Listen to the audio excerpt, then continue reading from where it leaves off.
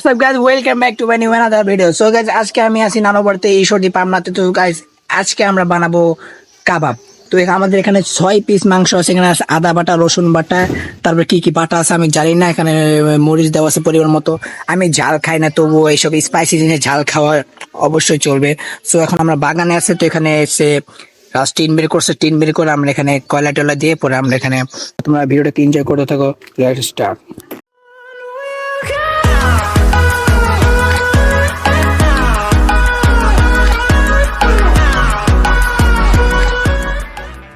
So guys, এই যে এটা হচ্ছে আমাদের এই যে কাবাবের সরঞ্জাম, নিজের হাতে তৈরি করছি। এখানে সব সরঞ্জাম আছে, এভরিথিং।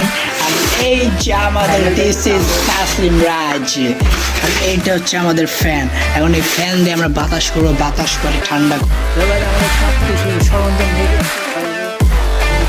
করে সেই নেটটা দিয়ে দেবো। নেট দেওয়ার পরে আমাদের সব সব কিছু রান্না বান্না শুরু হয়ে যাবে।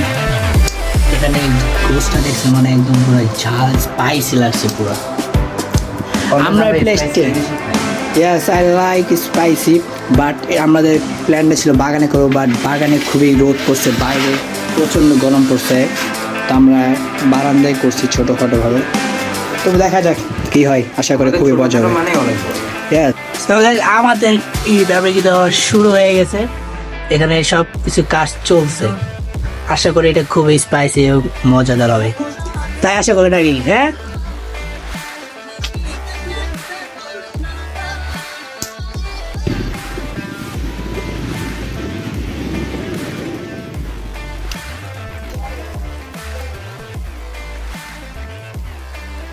ও ভাই একদম কালারটা দেখছেও, একদম সে হয়েছে,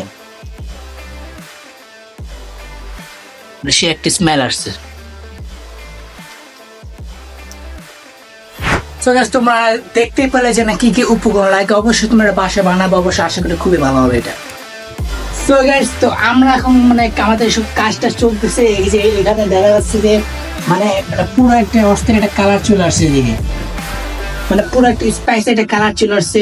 আশা করি বাসা বানানো তো আর কি রেস্টুরেন্ট মতো হবে না, তবু নিজের হাতে বানানো একটা খাবার যেন আলাদা একটা মজা আছে।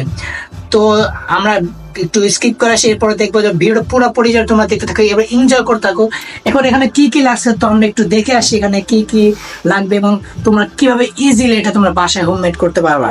এইটা হচ্ছে আমাদের সেই যে রান্না করছে মোহাম্মদ তাসলিম রাজ, তার নাম। তো এখন তুমি বলো যে এখানে এই যে রান্না করতে এখানে কি কি উপকরণ আমরা দিচ্ছি। এখানে উপকরণের মধ্যে আমাদের মেইনলি প্রথমে লাগবে মাংস। সেটা এখন মানুষের ইচ্ছার উপর নির্ভর করে যে সে আসলে বিফ খাবে নাকি আসলে মাটন খাবে নাকি চিকেন খাবে। তো আমরা চিকেন নিয়েছি বিকজ আমাদের চিকেনটা বেশি ভালো লাগে। তো চিকেন নিয়েছি এবং চিকেনটাকে সুন্দর মতো ম্যারিনেট করতে হবে নিজেদের প্রয়োজন অনুযায়ী। যেমন আমি দিচ্ছি হলো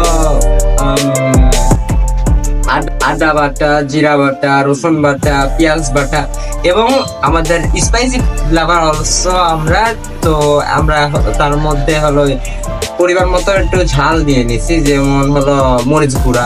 এবং তারপরে আমরা হলো একটা এই যে আমরা যেমন এটা হলো মিট মশলা, আমরা যেহেতু বলতেছি আমরা হলো চিকেন খাচ্ছি, তখন চিকেন মশলাটা দিছি, দিয়ে আমরা হলো সুন্দর করে ম্যারিনেট করছি করে এখন আমাদের মেনলি প্রথমে কাবাব বানাতে তো আমাদের মেনলি লাগে হলো কয়লা নিয়ে আসতে হবে। কয়লা নিয়ে এসে এবং কয়লাটা জ্বলায় সুন্দর করে ওটা দিতে হবে। এই তো হয়ে গেছে আমাদের জিনিস। গাইস এখন তো আমাদের পুরো ফাটাফাটি একটা কালার চলে।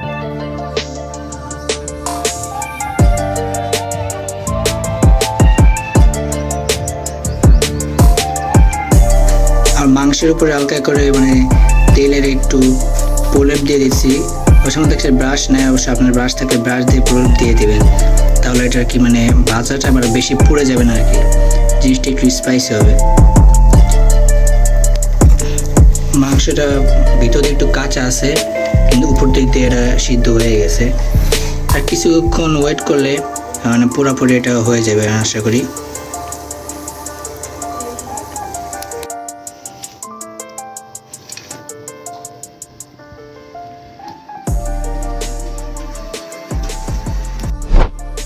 সো গাইস, ফাইনালি আমাদের কাবাব বানানো একদম শেষ। তো আমরা এখন তোমাদেরকে খেয়ে দেখাবো যে রিভিউটা কেমন আছে।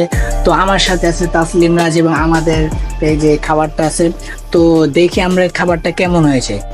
প্লেটে নিলাম না, কারণ এখান থেকে খাওয়াই মানে একটা আলাদা মজা আছে।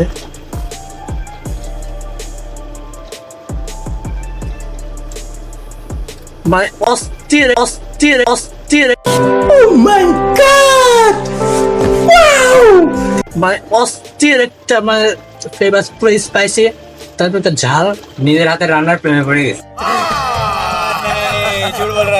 আসলে তাহলে বোর রান্না করে দেওয়া লাগবে না, মানে বোর রান্না করে বোরে সিংহাসনে বসায় নিজের হাতে রান্না করে দেবো।